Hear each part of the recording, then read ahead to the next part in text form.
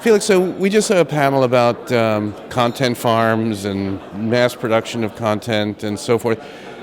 There's a lot of buzz about that. Is that a viable business? I think that there's a desire out there for very specific content which the broad-based, newspapers and stuff never were very good at.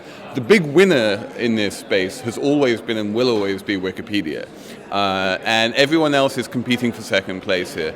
And I think that a lot of people are very unhappy with the attempts to productize this and turn it into a for-profit business, and with demand media and associated content and these people, you kind of feel that they're making money in a fake, sort of unsustainable way, and that they're all very much relying on Google algorithms, which can change and should change.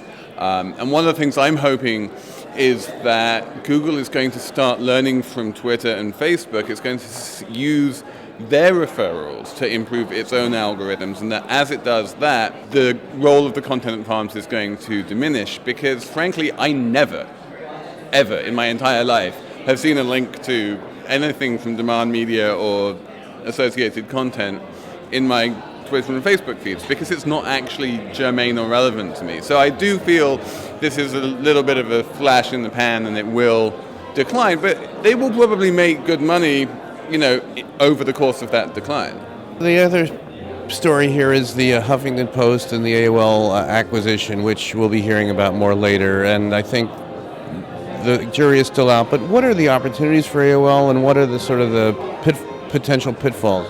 The big opportunity for AOL is that they have bought one of the foremost technology companies on the internet. The Huffington Post technology is spectacularly good. Their social media integration is better than just about any other content company. And they know how to write headlines, they know SEO, they know how to run a small editorial team to get massively huge results. So AOL can learn an enormous amount from HuffPo. They can learn how to get voice, they can learn how to get attitude, they can learn how to get scale, and everything which they have actually been pretty bad at up until now. The dangers, there's a risk that if they become too partisan, that might put off a lot of red state America. AOL does have a pretty sort of conservative with a small c base in terms of the dial-up audience, which they're trying to get away from. And of course, there's always the human risk in Arianna. She's not entirely a predictable person, and some crazy stuff can happen there. But I have faith in her. I think she's going to do a really good job.